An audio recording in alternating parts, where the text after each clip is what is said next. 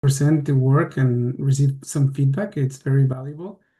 I would like to just say a little bit about myself. My name is Efrain Orozco. I'm from Mexico, but I'm currently living in Austria, in Vienna. Just recently got married with a Slovak woman, so it's interesting that you mentioned that many projects are happening in this area. I'm actually interested to know who's developing and so on. I'm basically going to Slovakia every 2 weeks. Cool. Yeah, so very interesting. I studied environmental engineering. I'm not saying I'm an environmental engineer. I am, but not. I don't like to say I am. But I did study environmental engineering, and one of the things that I really enjoyed most about studying this career is being able to mathematically communicate or represent natural complex systems. So one of the very important thing to mention, even now, I think it's pertinent, is that basically nature systems are unpredictable. So ironically, the platform we're building serves the purpose of projecting or predicting scenarios, but ultimately the way to see it is just as a way to find patterns so that you can play with how the methodology would build or convert certain environmental aspects into financial outcomes. And that's basically it. It's just a way to see if you do this, if you do that, what's going to happen, as Beckham was mentioning. I did work the past 4 years. Well, actually, 3 years. 3 years ago, I started working at a consulting firm in Mexico, and I developed in that consulting firm. I developed a transitioning department for agriculture, and now I'm not no longer there since a year ago. But I'm starting my own endeavor, which is Havona. And in this past year, I've had direct consulting experience where I will tell you a little bit more about what Havona is, but really the consulting is like the minimum viable product of the platform we're building, where it's being my time or working with directly with GIS engineering teams and so on, going directly into a project that it's around 3,000 hectares in an area in Mexico called Sinaloa. They're maize producers and wheat producers, and basically they've been adopting regenerative practices for about 4 years, and they wanted to know how that becomes carbon. So we did a service with them, and some of the outcomes are very interesting, and we will be able to. I'm gonna be discussing it thoroughly. So I did present a little bit of a presentation, and the main reason is, as you will realize, this is pretty technical, so I'm trying to make it as most like visual and communicative as possible. But for sure, if there's any questions, please don't hesitate to ask. I personally have been learning and learning and learning for the past years, and I know how overwhelming this is potentially going to be for those that are not so familiar. And for those that are familiar, it's probably gonna be okay. Anyways, I'm gonna share now.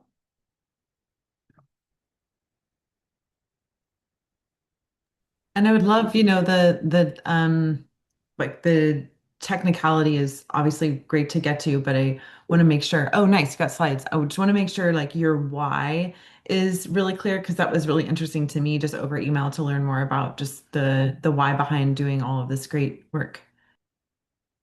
Yes, I so what we're building or what Abona is, I'm actually putting it basically at the end, but I can start with it. It's we're building a AI soil carbon project co-pilot. So what we're gonna do is transform road lane data into investor-ready soil carbon initiatives. And the idea is to have a platform that is educating at the same time that facilitating for carbon developers all of throughout all of the process of designing a carbon project. because as we're gonna see, and that's the whole point of showing the actual Excel sheet behind this engine, um, it becomes really complex, and it would be ideal to have a way to basically have an AI companion, kind of like helping us throughout the process. So, anyways, coming back to the order of the mid sorry, of the presentation, I just want to say that as Becca mentioned before, this is the methodology that we're talking about, and the main reason that uh, myself personally and through Havona decided to simulate or model based on this methodology is well, while I was working in this Mexican firm, I did a little bit of benchmark comparing with other methodologies. And in summary, it's the one that has both scalability and accuracy, at very, very high levels. So there's no need to sacrifice scalability because you want more accuracy, and the other way around. And the way that the team at Ecometric are pulling this off is by leveraging a neural network system that will require to be trained and will require certain level of sampling density, but throughout the project's evolution in terms of space and also in terms of time, the system will be requiring less and less sampling. Now, there is in Verra, there's been recently a model that has been released by a company called Perennial that is actually really interesting because it's somewhat similar to Ecometric. But I would like to mention that Ecometric has been working on this for somewhere around 3 years or 4 years or so. I'm not sure exactly the date. So for me, it's very interesting to know also that right now, a company like Verra is backing up this company called Perennial into something that is really similar to what Ecometric is being developing for more than, or even presenting for more than 3 years. So now I know that Ecometric is working on even some upgrades to make it even better. So this is something that I really, really appreciate about the Ecometric team is the speed at which they move. And also David, who's the founder and CEO of Ecometric, has been really open to helping us or me as well, understand their methodology so that I could build this model that I'm gonna show you. Um, so anyways, there's like other methodologies that we can see here are either model based, which means not directly, not with direct measurement. Of if there's direct measurement, they're really low on scalability, or some of the whenever there's like really high scalability, you have these default models that are not, let's say, recommended for soil measurement. So the way that at a broad level, the way that the methodology works is, or the process, not the methodology, but the process for implementing this methodology works would be to first conduct a technical and financial feasibility analysis, and then establish the baseline according to the registration requirements. So this is very important to mention because if you see it directly from the methodology, the first thing that you may think you should do is start with the baseline for the methodology. But the thing is, baselining could already represent certain level of expenses. So that's why I personally think that conducting a pre-feasibility study it's very important. So that you even before you start putting money into the amount of sampling you will require for a baseline, you know that you have the correct amount of area, or you have, or the management process that you are intending to scale and put in through this methodology is the correct one. So this is the part, the pre-feasibility studies is the part that I'm gonna be focusing on. Is the part that Avona focuses on as well. And the only difference is right now I'm just gonna show the manual aspect, or the behind the scenes. And whenever the platform is ready, it's gonna be doing all of this process but automated. And I'm gonna show you a little bit of a demo of the platform that we're developing. By the way, my partner is also here in the meeting. Is Chase Foster. He's the CTO at Havona. So the next step would be to draft the project design document, and then it would be to implement the regenerative management practices on top of which the monitoring process is going to start, so that we're going to be able to compare whenever there's been an increase of soil organic carbon, we're going to be able to compare with the baseline. And then ultimately it's going to be report and verify the increase of soil organic carbon. So going a little bit more into the specifics of the methodology, these are the main, let's say, equations. So, for example, as first of all, soil organic carbon, it's important to know that it is the fraction of soil organic matter. This is the carbon fraction of soil organic matter. So sometimes when you're doing a sampling, when you're talking with the lab, maybe they're gonna use this variable instead. So it's important just to know that it's directly correlated. So the whole soil organic matter is the mix of decomposed plant, animal residues, root material, microorganisms in the soil, and is normally between 55 to 60% carbon. The rest is other non-organic components like oxygen, hydrogen, nitrogen, sulfur, and so on. Another important thing is, as we may know, carbon credits are directly like a unit of carbon, or one carbon credit is directly proportional to a ton of carbon dioxide equivalents. So ultimately, we're going to have to convert this SOC, or soil organic carbon mass, into carbon dioxide mass. And that's going to be done using this, how to say, this number, which is it's basically it's a number that relates the molecular mass of carbon per se by itself with the molecular mass of carbon together with oxygen, basically.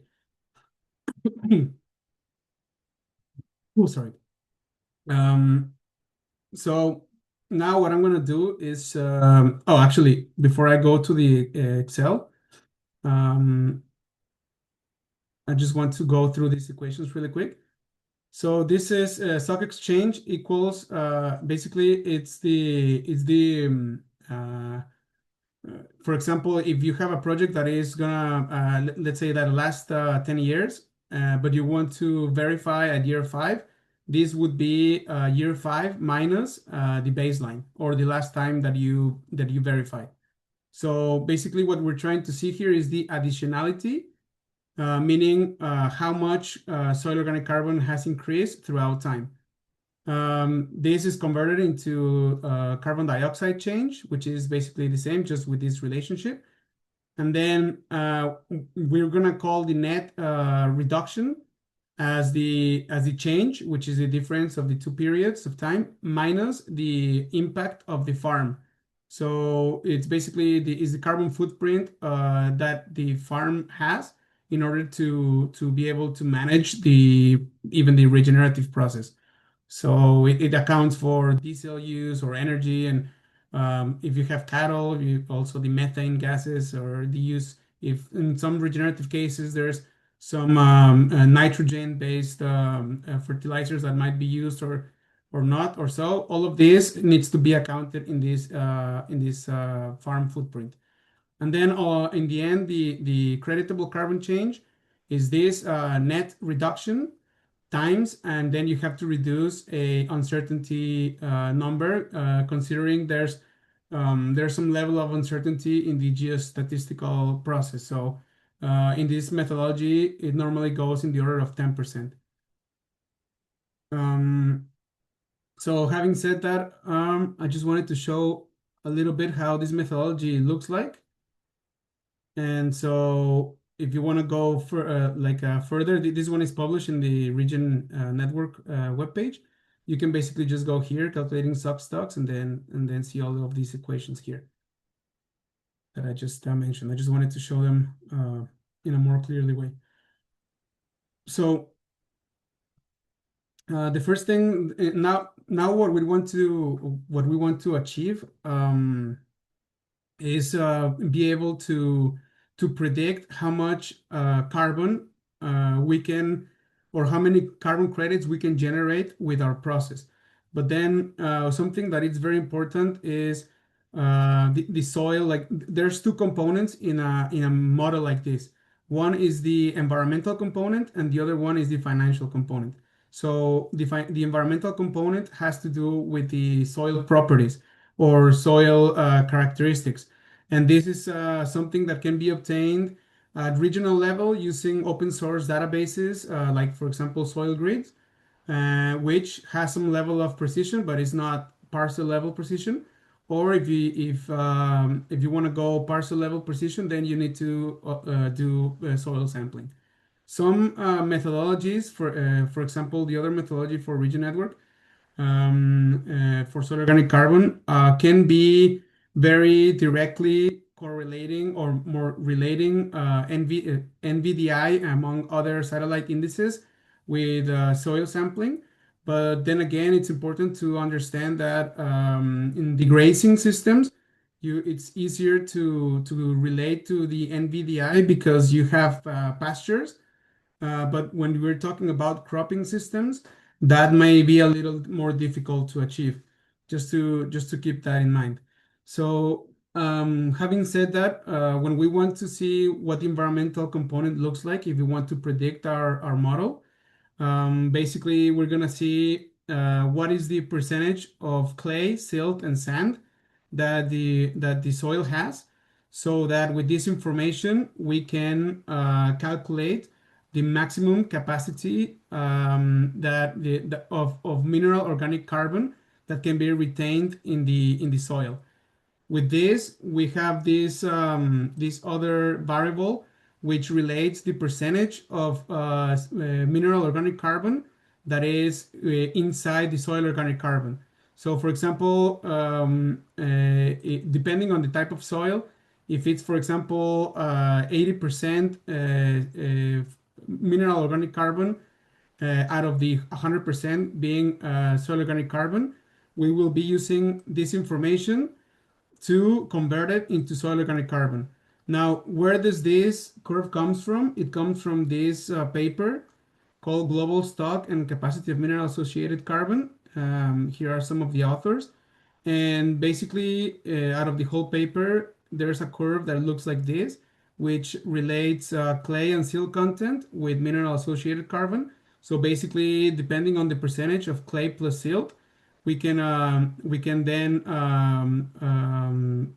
obtain the mineral associated carbon. Of course, this is not 100% accurate, but it's close enough at this stage, which is the pre-feasibility stage. Of course, whenever there's a monitoring process, which is ahead, the precision levels have to be way higher. Um, so anyways, once we have this, when we're talking about the mineral activity class, it can be high mineral or low mineral. The only reason for this is to choose between one or other curve. And then with this, what we're gonna have is a maximum capacity of soil organic carbon that this soil can have. So what this means is there are some soils that may be able to retain, let's say, in the order of 10% soil organic carbon, and there's other soils that may be able to have 6% soil organic carbon, and so on. So this is what we're trying to relate here with this equation is having this information, which is clay, silt, and sand, we come up with the maximum capacity of carbon that the soil can have. And then with another sample, we measure how much soil organic carbon is there present. And with this information, we divide this number over its maximum, and then we get a saturation percentage. That means out of the 100% capacity that this type of soil has to retain carbon, right now, it's in the order of 15% in this example. So that's for one. The other important thing that we're gonna see is the how is it, density, the bulk density, and also with the coarse fragments, we need to have a corrected bulk density. So this bulk density is going to be important because once we want to know how much carbon our piece of land is retaining, we're going to use it in order to multiply the area and the volume and the depth with the basically with the area and the depth we get a volume, and then with volume we can obtain an order of mass using this density equation. So with this information we now know how much carbon we have at X percentage, and then we convert that using the number that I showed before in order to go from carbon to carbon dioxide equivalents.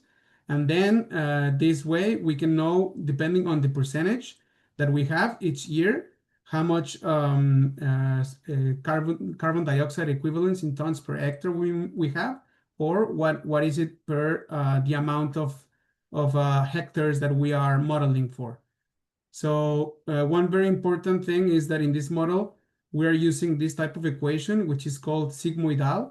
So this is, instead of having just one linear equation, we're using this one, which is more representative to natural processes. And so this way we can always kind of see year per year what would be the expected increase in soil organic carbon at this very projecting level. So before I go show the rest, so we know kind of what we're getting at, I just wanted to show what the final like dashboard is gonna be looking like.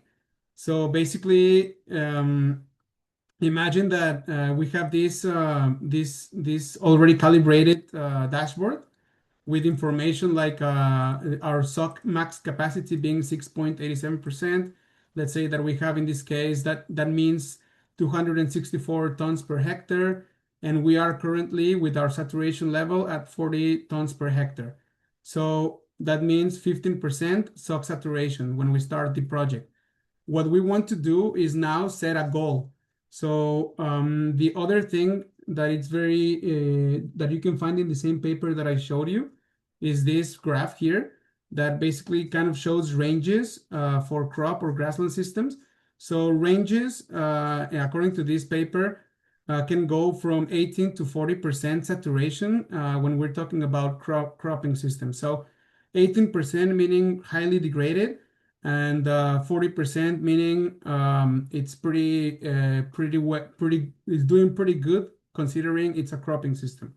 Just to give you an example, forest ranges go all the way to more than 75%, and grasslands are in the order of 35 to 65% or so. So in this case, let's say that we're using it for a cropping system. Let's say that our goal is now to reach 25% saturation level in the next 10 years. So this is going to help us see how our model is going to look in terms of rentability, or if it's going to be financially viable. And I will show later on the cash flow and all this. But basically, it allows you to see like, okay, if you're going to invest this amount of money, not in the process of transitioning of regeneration, but in the actual monitoring and verification process to get carbon credits. This is the amount of money we can get from carbon credits, and this is the profit we may be aiming before tax. So this is very helpful because, for example, if you have a project that is 40 hectares, these same numbers may represent a loss, to give you an example. So if you have a smaller parcel, you may go and say, okay, you know what? I need to aim higher. I need to aim to 40% in 10 years.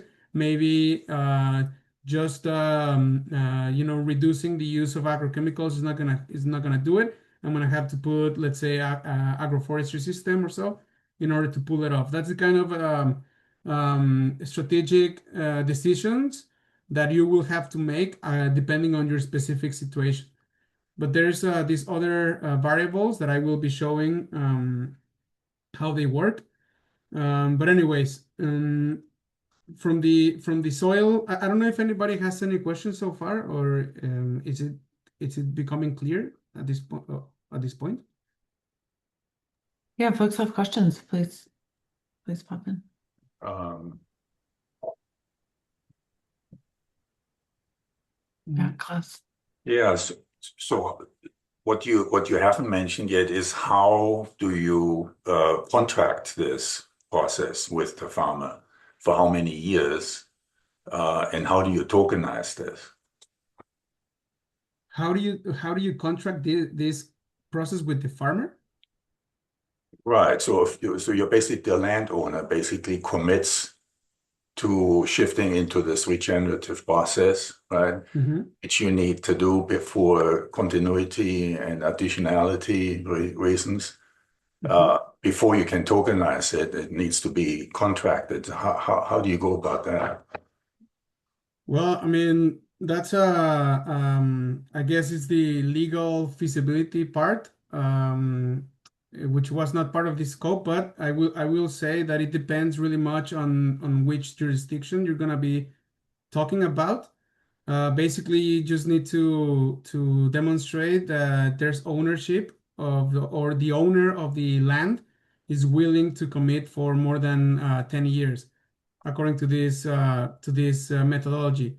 Of course, there's a permanence. How do you say there's a permanence buffer that will retire from the very beginning. 20% of every one of the carbon credits that are generated will be retired into a buffer pool, and only 10% will be given back by year 10, and the other 10% will be given back by year 20. So that's in order to make sure there's and after 10 years the soil doesn't get burnt or back to normal practices. Other than that, if you're doing, let's say, an aggregate program, you can have your conditions in order to invite parcels to follow on a certain process that it's already been tested, that is showing increase in soil organic carbon. But my answer would be that it really depends on how this program is designed. This tool basically will help the designers of these programs precisely design the correct program. And by this, I mean, if you know how many hectares are the minimum you need for your verification process and so on to be viably or economically possible, then you know where to aim, you know what kind of alliances you need to make, and so on. That's kind of like the objective of this platform at this stage, which is provide strategic information so that you can design this type of programs. So just really quick, I'm not sure, Becca, if I'm running out of time or how am I doing in time? I think This you're is doing great. I mean, Austin, I was thinking that we just like let him roll, like finish the demo, and then because we have a smaller group, we can see if we just kind of keep a good group chewing on this with you, and then if anybody's got other questions, we can pop them out to the side. Yeah, okay, So, that's great. how much more do you have to get through? You want to go no, another it's like five? yeah, it can be I can go faster. I just wanted to know where Sure. where I'm at, so maybe I go a little bit more in detail or I'd less. say 5 to 10. Yeah, Okay, perfect. yeah. All right, so basically, the next stage would be to understand income, right? So once you are, let's say that verifying and thus producing carbon credits with your process, then you want to understand how cash flow looks like. Because one of the things that you can do when you're designing a project is decide if you want either to have more liquidity or more return of investment. And by this, I will show you, like, for example, if you see here, if you want maximum ROI, what's going to happen is, sorry, I need to go here. You're going to see, oh, here. If you're going to see that all of these numbers are in zero, only year 10 has a verification process. So this means you're basically holding, like you're monitoring, so you know that you are increasing carbon and so on, but you are not calling the auditor until year 10 of your project. This is helpful because it will not require to pay this auditor for every verification that he does. And also prices have the tendency to increase on time. So what happens if you are really big project, like let's say you're dealing with I don't know, like millions of hectares, and you really want the liquidity. So then in that case you can go for maximum liquidity. And so with this, what happens, what it means with liquidity is that you will have whatever amount of carbon that you are able to prove that it's increased and creditable. You can already generate the carbon credits and multiply it by the price, basically verify and sell. So the thing is, this is gonna require way more. When we see the cash flow here, when we see, for example, verification costs, we're gonna see that every time that you're doing a verification process, there's gonna be a cost. And whereas if we only leave it for example, at maximum ROI, um, here we can see the verification being at 0. So, and this is all of these expenses are they're variable depending on the size. So that's another reason why it's very important to aggregate programs. Meaning like you can do one project that is like you can have your parcel that is 50 hectares, but ideally you can use these 50 hectares kind of like as a pilot. But the ideal would be that these 50 hectares then convert or invite other producers in the same area in order to grow and grow and ultimately have more and more parcels that are joining this program, so that you can dilute the verification cost, for example, amongst other costs that are going to be reducing per hectare as they go higher on size. So some of the expenses that we should be expecting on this type of projects are the project registration fees, technical reviews, registry issuance for credit. So it is my understanding that, for example, Region Network charges 6% for every credit that is issued through the registry. The monitoring per round, this is the price that a company like Ecometric will charge in order to monitor the process. There's some coordination cost, verification. This is the one that it's variable depending on if you're verifying every 2 or 3 years or only by year 10. The travel expenses for verifiers and auditors as well. These ones are directly proportional to the verification process. Developer overhead. So this is in many cases, you're gonna, especially if you are a producer or I don't know, like a fund or something, most likely you're gonna hire a developer that is the one that is gonna be doing, I don't know, like the workshops with the producers to show them how to do the transition process and so on. So they will have some expenses in the process, and the taxes, which also the taxes are very specific to each region and strategy. So that's why in this model I wanted to keep it as generic as possible. So having said all of this, basically, it's very important. Sometimes people ask me like, "Hey, what is the minimum hectares I would require in order for my project to be financially viable for carbon credits?"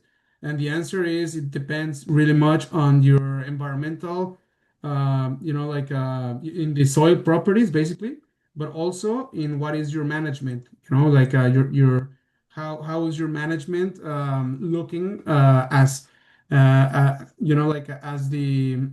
its how to say, like power to generate that impact, that positive impact.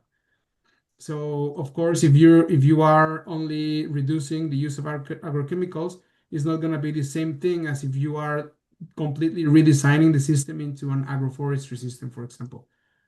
Um, so yeah, so for example, I wanted to just give this example. Like if we can have 25 hectares here, and this because it's let's say that we're in the maximum goal that we can have, which is like 40% for a crop system. And then what happens if we really only achieved, or our goal was to be 20? If our goal was to be 20% saturation, then we would have a loss on 25 hectares. But if our goal was to be 30, for example, then we will have a little bit of return of investment. But if our saturation goal was to be 40, then we will have better performance.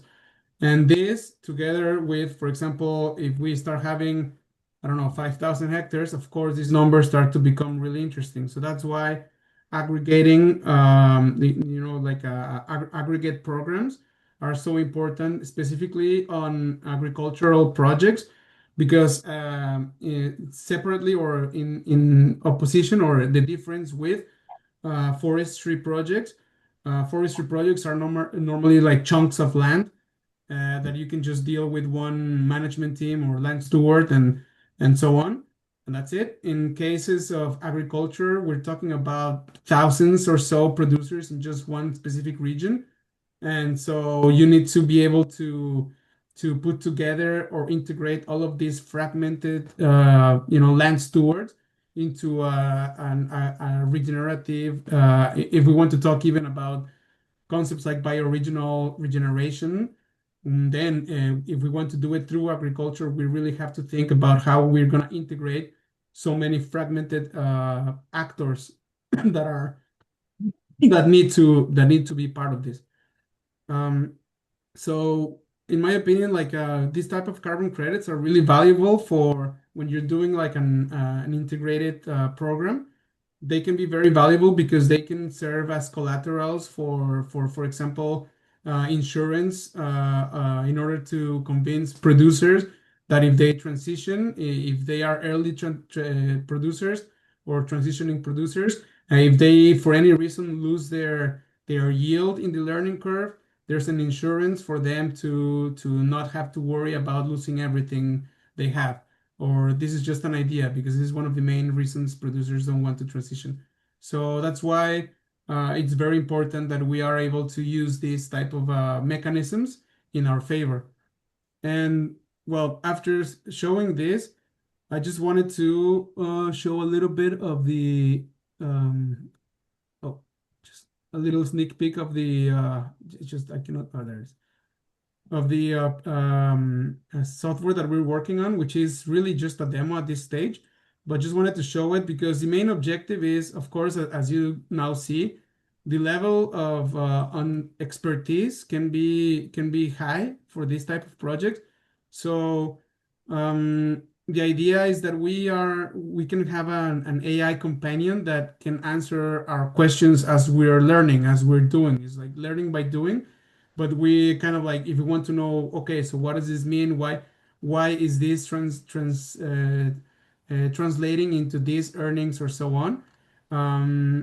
We would like to do it using this software. So I just wanted to show you a little bit this demo. So it comes from this Excel sheet that I just showed, and basically by just drawing a shape file, which for example you can have aggregate program within this Copenhagen classification zones, which basically look something like this. So as long as they're in the same like color, your program can exist, or there can be, oh sorry, I pressed the wrong button.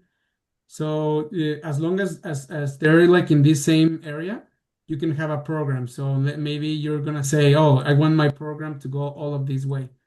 I want to be like this. So now you know that it's, your goal is gonna be this amount of hectares. And so this system already retrieves data from the soil grids automatically. So this is regional level precision. But what the system is going to do is also accompany whoever is using this. Normally, the type of user would be normally a consultant or a project developer, a carbon project developer per se. So they can just go use this software and then get parcel level precision by obtaining soil samples, automated soil samples, and also access to labs that are part of the network. And here are just ways for you for the user to play with different scenarios and see the profitability of their projects. And I guess I can leave some space for questions, for any questions that that you guys may have. I know this is a lot of information and it's not enough time to cover the Round of whole thing. applause first. I mean, it's just really great. It's like so much work and thought going into it, and the side of things that is so pre-market that it's almost forgotten that like there's this whole decision-making process that has to happen, and the weight of that decision rests, on people that they're, many of the times that their full-time job is managing a farm, and so it's just uh, honestly, I'm brought back to when I was first on at Regen Network. I was implementing the carbon plus grasslands methodology with farmers in Australia. And if we had had what you have built, that would have made that whole process radically different, because there just wasn't a clear process. And there really must be, because there are significant risks, and the state of the climate is not, making that any more predictable of a path. So it's just really, really cool to see. Um, I'm curious, of folks that are here, like show of hands, or use the chat. Are there folks that would like to break out into a Region 101? Does everybody want to kind of stay with the topic at hand and ask questions? Would love to hear what folks are wanting and needing. We often do like if it's your first time here, you're trying to get a grasp of the space and try to get kind of familiar with it. We'll do a dedicated space that's like a front door, and then usually a dedicated space for people who want to get under the hood of what Efrain has just shared and get into some of the nuts and bolts of it. For who would appreciate sort of just like a dedicated space for like a high level intro kind of landing pad?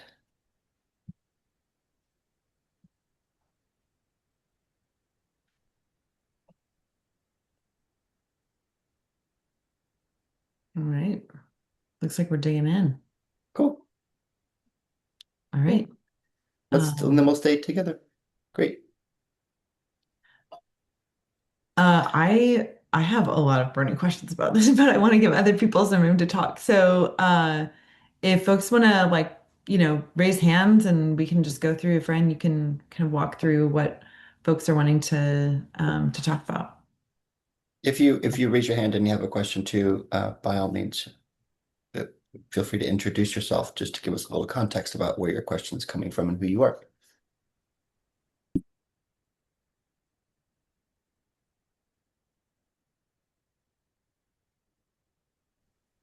Okay, maybe I'll go if it's so quiet. I don't want to take up all the space here, but so we're building an AI support structure more for a regenerative transition. And one component of that is the carbon piece, meaning, but we are taking a different approach. We're calling it an ESG service agent. And the reason for that is that the typical Vera process, that Efrain here is highlighting, here in the US, it takes about 3,000 acres of land to really make that profitable, to make that workable, right? So all these smaller farmers are left out of the process. If you have even a few hundred acres, it just isn't cost effective to participate. And the bulk of the cost is in the securitization process, right? Because if you're tokenizing this credit and you put it on the market, then you have to comply with all kinds of regulations that are referred to as securitization. And the price here in the US, at least, for carbon credit per ton is like $15, $20. It's ridiculous. Tesla gets billions in carbon offsets. I mean, Tesla already has collected over $8 billion in carbon offsets, but the farmers are being left out. So what the system that we are proposing is to create a stacked credit, not just carbon, but also water penetration, nutrient density, biodiversity, right? So by stacking these benefits and then taking them off the securitization process, meaning you're creating a credit based on your reputation, So you as an organization guarantee not the integrity of the data that you're collecting, and you're securing it via blockchain in a auditable, verifiable place. So I mean, our focus is totally on getting small to medium-sized farmers into the market and assisting them with creating a secondary revenue stream via these credits. And in order to do that, we have to think beyond the Vera system. It's just impractical. It's clunky. It's too expensive, and it leaves out so much of the market. So if I may say something about that, it's I think region network basically. I mean, Becca and Austin may say, explain this better. But my understanding is that region network's objective is precisely to provide these blockchain-based infrastructure so that this money that is being generated by this transitioning process or crediting or so on, it's really being delivered into the hands of the producers. But also another thing is that, and this is the part that I really like, is it's made it possible for independent methodology developers like Ecometric, for example, to really specialize in what they're when they're measuring or what we're measuring, so that we can make sure that in this case, for example, the actual soil organic carbon increase happened, and this is the part that it's really, I guess it's kind of easy to lie and hard to make sure people don't lie at the same time. So when it's a model-based system, or when it's like when the precision is not so high, or scalability is as a factor, like in the Vera cases, chances are this carbon is not really in the soil. So even though these companies are paying for it, the actual impact is not happening if the monitoring system is not really robust. And so with methodologies like with Ecometric, they're not sacrificing precision. What they're doing is reducing the density of samples required by using AI technology or neuronal network technology.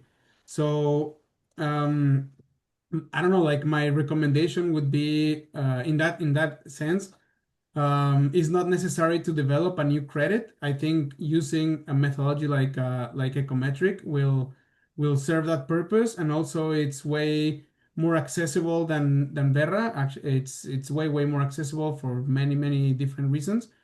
And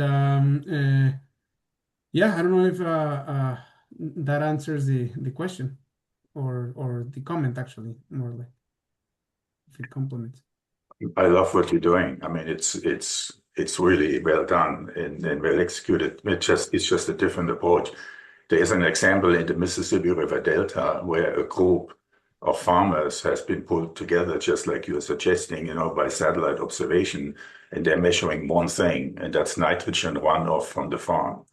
So they're measuring the nitrogen content around these farmers, because the Mississippi River Delta runs into the Gulf of Mexico and creates this huge dead zone and so on. By measuring a reduction in nitrogen and having farmers comply with that, and they have put so much money into it that the farmers cannot afford not to participate, right? You are creating an entire host of initiatives this farmer has to take to replace soil fertility and soil health, with the input of nitrogen by reducing nitrogen input. And so, by one measure like this, you're achieving your regenerative objectives, if that makes sense. So there are other markers like this. If you use, for example, nutrient density in the crop coming out, so there are single markers, right, that have implications about soil health and carbon in the soil and all of those things. So it's just a different way of thinking about attacking this, so that you can help small farmers, succeed in their community. I wonder, Efrain, if we're imagining a farm coming in to use this tool, and they're probably using this alongside of, a couple of other tools and their own data sets and their intuitive understanding of what's happening on their farm. Um, you know, uh, Imagine if they come out of the process and they're like, this is not going to be profitable, or this isn't going to work, or my carbon gains aren't going to be strong enough. What do you imagine could be like a next step for them? Like I'm imagining we've worked with a lot of people in semi-arid and arid landscapes with like grazing systems, and it just doesn't, the accounting doesn't make it worthwhile to pursue a carbon project.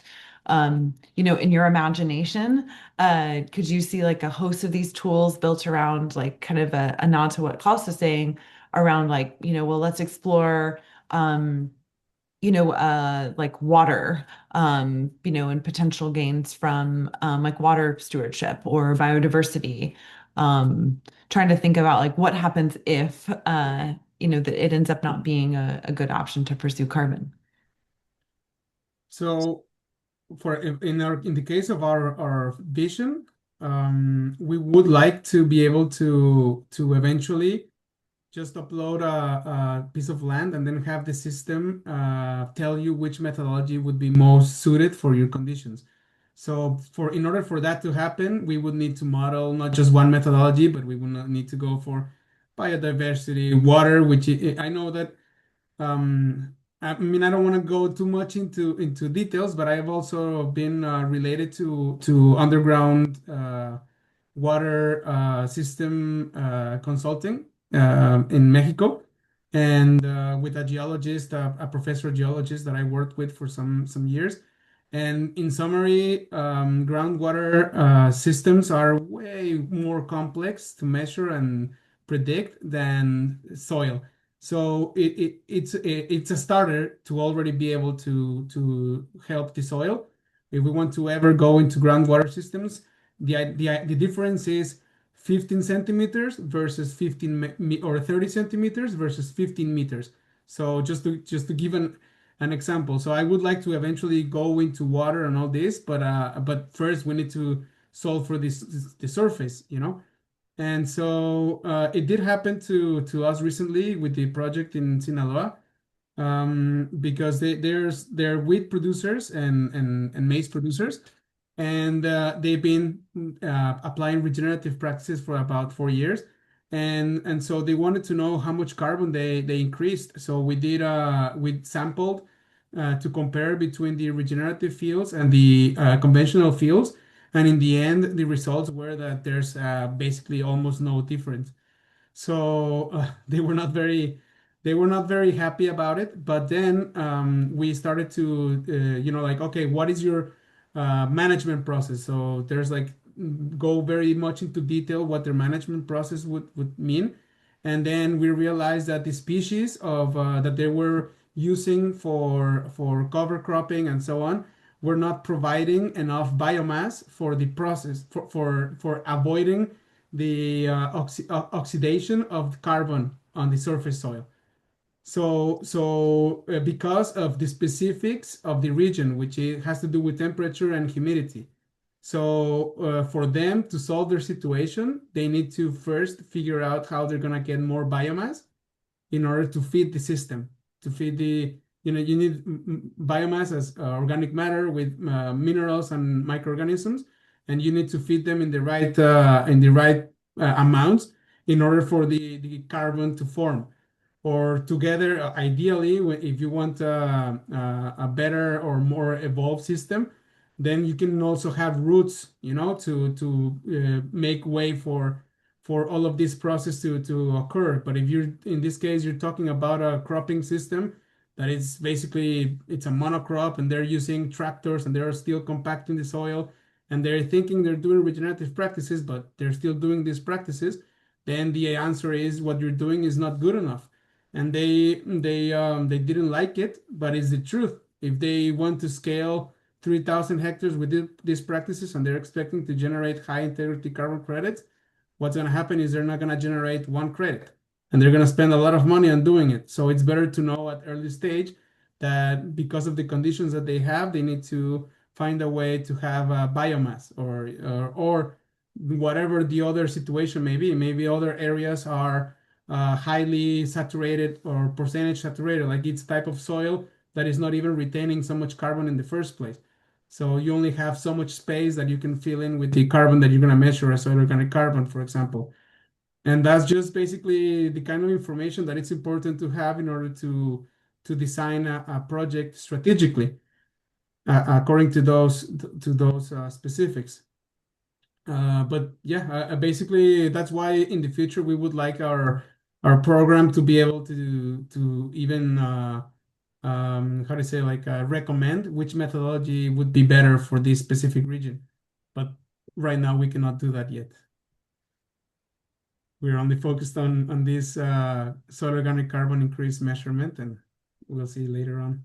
That's kind of like our MVP right now.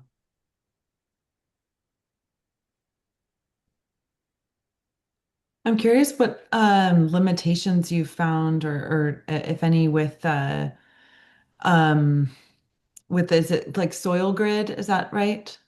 um, Yes. as kind of a model because there are a lot of different models that are estimating potential carbon gains.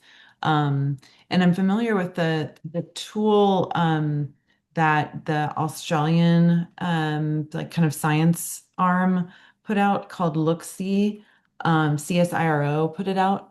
And it's a similar tool that their team had actually we were talking to them quite a bit about its functionality. But when you go in, it looks like similar, not the same, but like similar to your UI. And it was I can't remember what they were modeling it off of, but they were just talking about the complexities in making decisions based off of models. Especially if you're in places in the world that doesn't have as strong of like a data set, or there are just more complications in pulling proxy information from satellite imagery.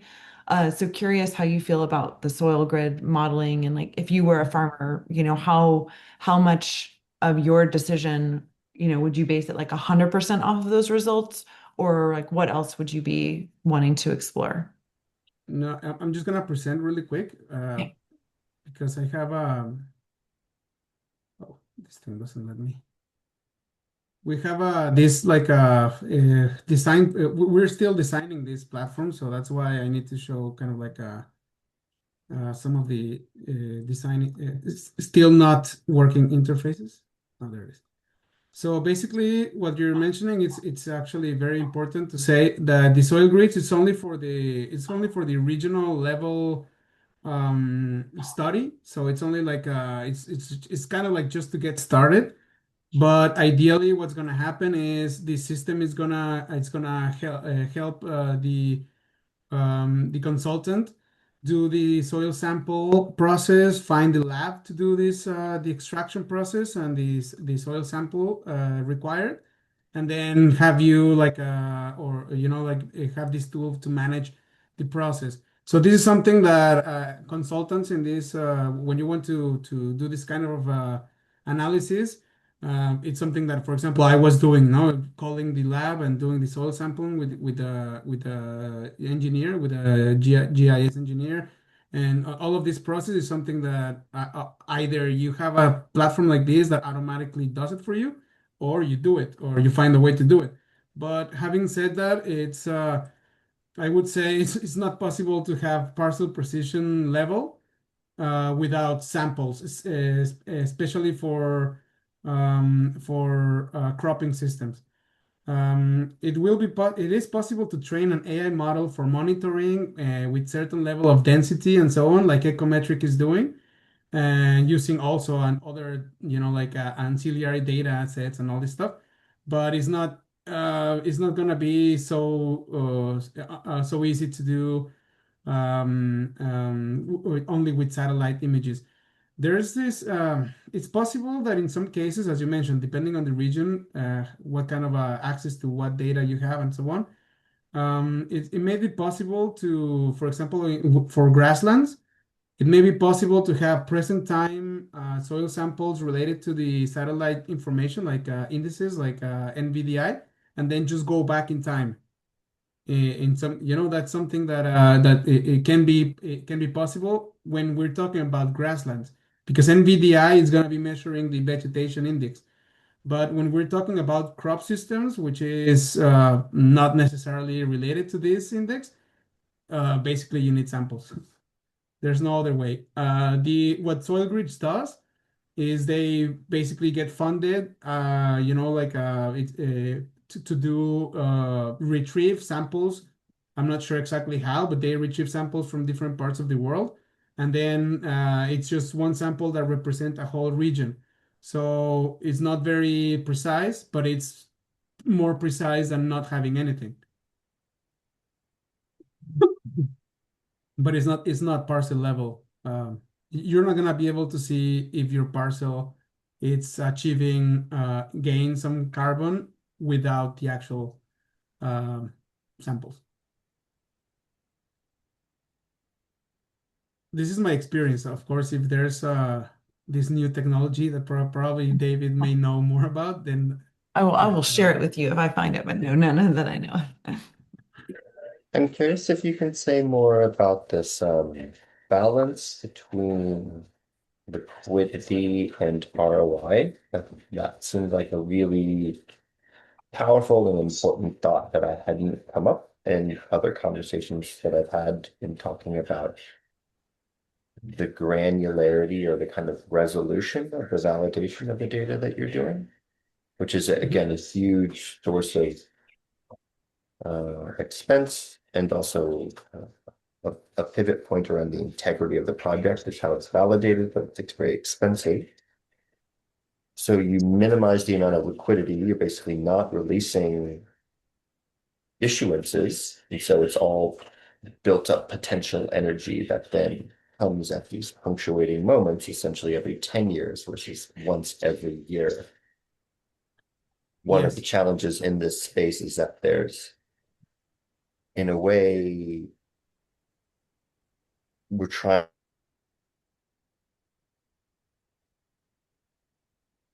assets so that there can be an actual process of like price discovery around them for the market in a way to make sense for what people will pay for them. So there's an interesting tension that you're describing where you can maximize your return by doing fewer validations, but that undermines the liquidity and thus undermines the ability to basically build a market. And for others to point at, basically making price signaling because other projects might be able to point at the precedent of what you all have sold as a sort of benchmark for what they should be ballpark working in. Um, and I feel like that's a very So I think where mm, there's some kind of balancing that happens there that could actually be modeled around, well, what is the frequency of validation that provides enough liquidity to around pricing to actually happen while not being so robust that all the money is going into the validation or all the work and the resources is going into that validation process. I'm curious if you would say a little bit more about that. yeah, there's in the end, it's like what's gonna give the price. It's the market, like offer and demand wise. It is true. What was mentioned before. It's like Tesla is buying a lot of offsets and all this, but also I think what's gonna happen in the next following years is that the AI energy requirements, which OpenAI alone is talking about building like data infrastructures that are going to require as much as the country of India in terms of energy by 2033. And that's just one company. Most likely, governments and regulations are going to really require these big tech companies to offset their emissions in order to justify this technological growth. So having said this, prices are really hard to speculate at this moment, but one thing that it's for sure is that the integrity of the credit and the fact that it's for example has co-benefits like water retention increase or biodiversity and so on will make the unit per se more valuable. So the way that I found that could be very helpful is there's these grading agencies. For example, in UK, there's this one called Carbon Direct that it's working with Microsoft in as due diligence platform. There's other one called Silvera and B0 are like this type of grading agencies. They, for example, Silvera literally has this service for pre-finance certification. So instead of having to verify and spend all this money in order to, like exactly what you just mentioned, to the risk for the investor, and the investor be able to say, oh, it's the project is well done, is well structured, it's a good idea to purchase early stage or pre-finance this project to get the carbon credits later on. One way to do it would be by hiring one of these grading agencies and then paying them to come see what you're doing and give you a grade. And this grade will be based on different situations. One is the legal aspect, so it has to do with how you are dealing with ownership and precisely what was being asked before as well. The other thing, how you are working with the co-benefits, how you're making sure that you're distributing the money to the producers, and so on. All of these questions, as you are able to answer them, you will be having a better grade than not. And so this way, you can generate carbon credits at higher value in the market, even in terms of pre-finance. Um, and then the liquidity versus ROI, yeah, that's very important. Specifically, like imagine if you are a 50-hectare project and but you're in a region, like let's say you're a cattle ranching, like a rancher, and you want to convince all of the region to start adopting your practices and so on. You can start with your 50 hectares, sharing your know-how, and then just basically start design a program so that each one of the parcels that start to adopt your practice and can be part of the same project start to like increase the amount of hectares of the project. And maybe you start on year one with 50 hectares, meaning no way you can verify and have a financial feasibility. But maybe by year three, you're no longer 50 hectares project. You're I don't know, like a 500, 1,000 hectare project or more. And so in this moment, you should be able to verify whenever you require liquidity. So, it's like having this thing with liquidity is like having a Bitcoin. It's like if you sell in 10 years, you probably make more money than if you sell in year two, year three, but basically it's more risky. Maybe by year 10, suddenly the carbon markets are worth nothing, and then you end up with nothing. So that's why it depends. If you have, like 1 million hectares and huge amount of carbon credits on the line, it might be worth it to sell some to get liquidity and to de-risk the investment. And it just basically that really depends on the specifics of each project. I think. Thanks. Yeah, pleasure. Any other questions from any of the quieter off-camera folks in the crew? Happy to give you all space if you have questions. You're also welcome to use chat if that feels easier for you.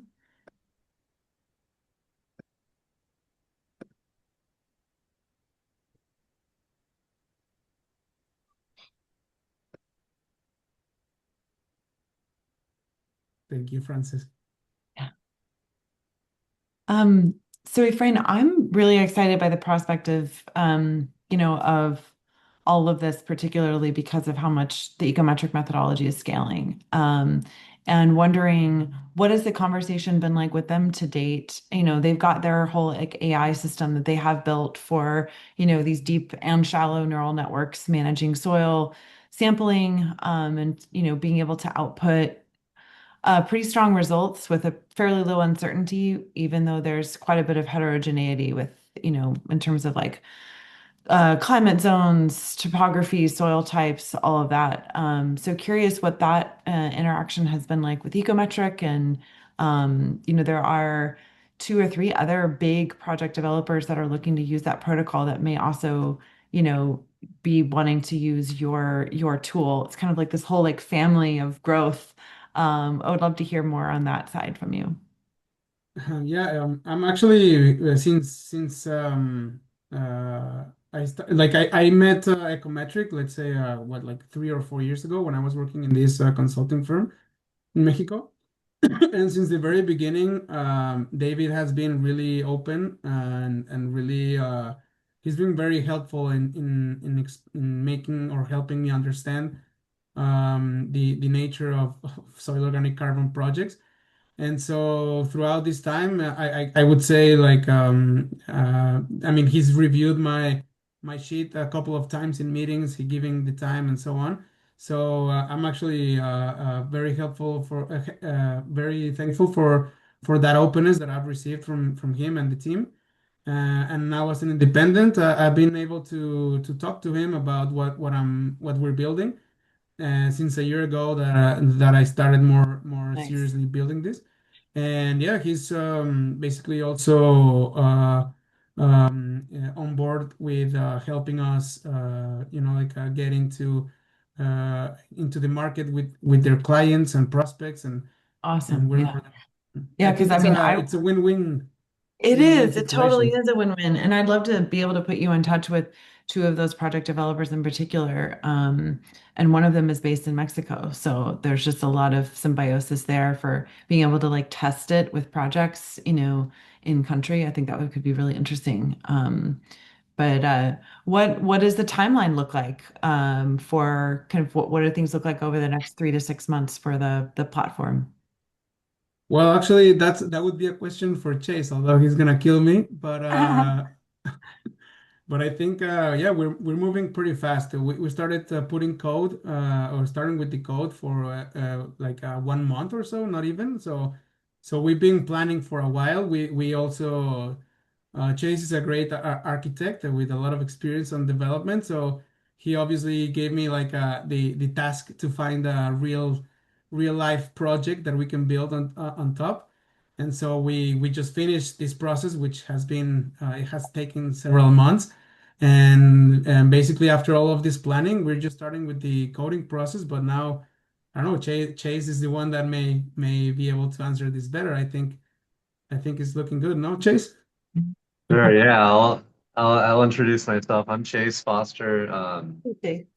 Yeah, I've been a professional developer my whole life, from aerospace to working with farms and Wow. helped like worked on another product for like farm margin analysis called Simple Farms, which helps kind of farmers understand how much they're putting into their farms and help kind of use technology because a lot of the farmers were not using technology. They just kind of estimated how much money they were making. Hmm. So it was a really fun project to work with. um, you know Smaller farms, bigger farms, all that. So but yeah, I don't know the product itself. Sorry, I'm a little sick, so that's why I've been off camera. um, the product we've been building, I've been a product engineer my entire life, not entire life, but for the last 20 years has been, really trying to build a minimal viable product that we can, get something out, get feedback. So ideally, really soon in the next, I think less than 6 months, maybe in a few months, we can start getting feedback and really trying to take Efrain's brain and translate those into requirements from a perspective of someone who can be a farmer on a small farm or be a consultant and make their lives easier with all this manual work they're doing. So uh, Totally. it's been a really fun challenge and yeah, so hopefully soon. Yeah, But hopefully. Well, if I can be like a resounding like validation signal here is like you're moving in a direction that is like I'm just seeing a lot of growth just within region. Like we have two or three different biodiversity protocols with one project each. For Ecometric alone, we're looking at like just dozens and dozens of projects. And they're working in areas of the world that risk means even more to tackle. So like keep driving, and I think it would be a great round two even in 2026 to like have Ecometric and some of these other project developers and you all come on and we kind of like workshop this together, like look at like what this unblocks at the larger landscape level. Give this the attention that it deserves because it is significant, and I'm not seeing a lot of people put energy towards it. So just very excited, and grateful for the contribution again at just that high level. Thank you. Well, thank you. Thank you Yeah, very much, Efrain. and I'd echo that. I totally agree. And the kind of like public good that you all are offering, just even in that first slide to like lay out the different methodologies and talk about like their benchmarks and what their strengths and what their limitations are, and demystifying that is like incredibly helpful, particularly when we have so many groups that are in this pre-feasibility phase. They're like trying to make sense of this. And so addressing this phase of the sector, the kind of on-ramp for what we know is a tremendous demographic of people who are more or less like of farmers and land stewards who are left out of this process. It seems like a really compelling and smart particular vulnerability that's like the volume of need that this is helping inform is huge. So kudos. I learned a lot today. Thank you. Well, thank you, Austin, and thank you very much for the space. I would be, and I'm pretty sure Chase as well. We're up for having this workshop session with the Ecometric team anytime. We're just waiting to have this like platform at least at the level that it is now to really start opening these conversations. So I guess the time has come, and we would be more than happy and honored to be there. Yeah, that's awesome. I really look forward to that. And yeah, thank you all for your time. Klaus, thank you for your questions and your work and perspective. Great to have you. And yeah, we'll see you all in December and keep in touch in all the various ways in between time. Thanks, Mark, everyone. Have a Thanks Yeah, great rest thank of all. the you for day. hosting.